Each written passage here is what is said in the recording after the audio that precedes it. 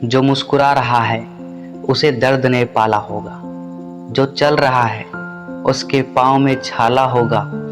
बिना संघर्ष के इंसान चमक नहीं सकता, जो जलेगा उसी दिए में उजाला होगा।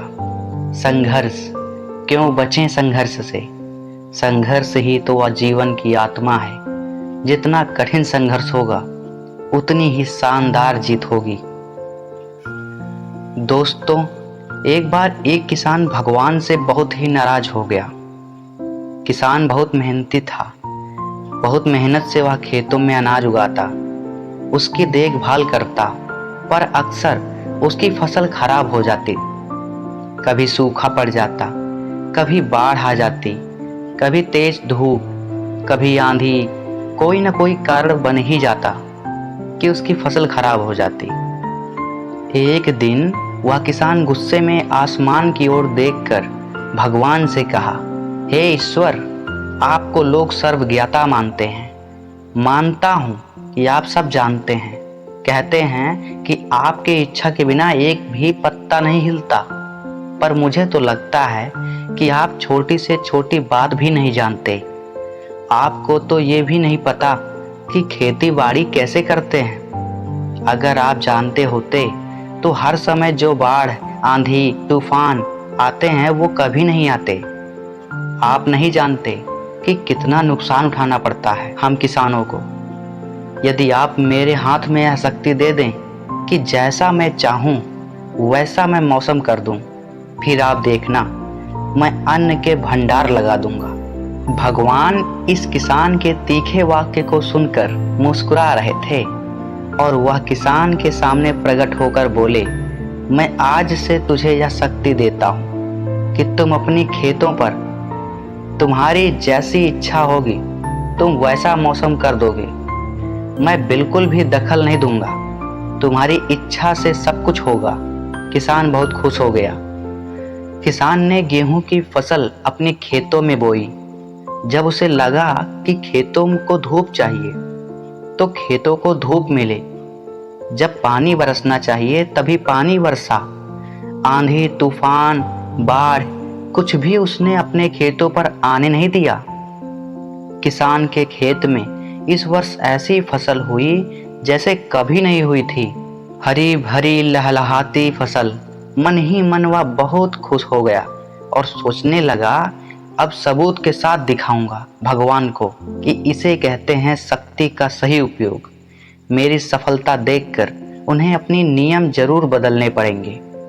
कुछ दिन गुजरे, फसल काटने को तैयार हो गए।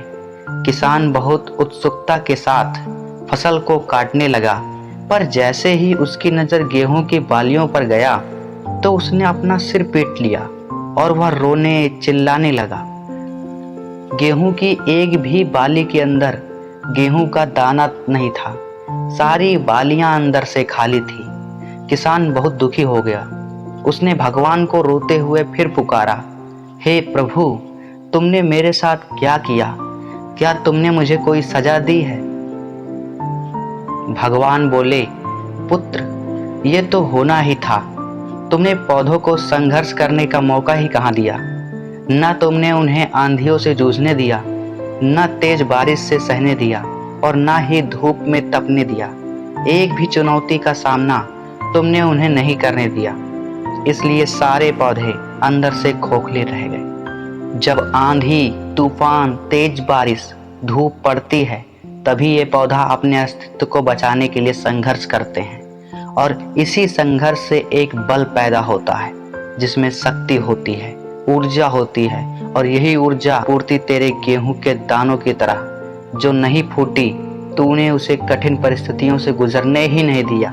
जहां उसके अस्तित्व का जन्म होता, सारे बालियां इसीलिए खाली हैं क्योंकि तुमने अपने पौधों को संघर्ष कराया ही नहीं। याद रखिए, स्वर्ण में स्वर्णीय आभात तभी आती है जब वह आग में तपने, गलने और हथौड़े से पीटने जैसे संघर्षों से गुजरता है।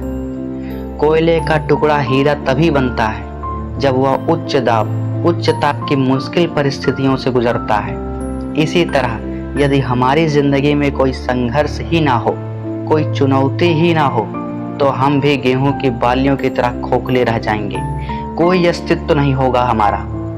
विपरीत परिस्थितियां, चुनौतियां, समस्याएं हमें और अधिक निखारती हैं। यदि जीवन में कठिन परिस्थितियां और चुनौतियां आए तो घबराना मत, बल्कि सामना करना। विश्वास करना कि आप और अधिक निखर जाओगे और अधिक मजबूत बन जाओगे।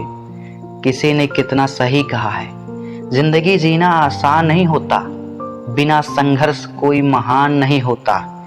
जब तक न पड़े हथौड़े की चोट, तब तक पत्थर भी भगवान नहीं होता।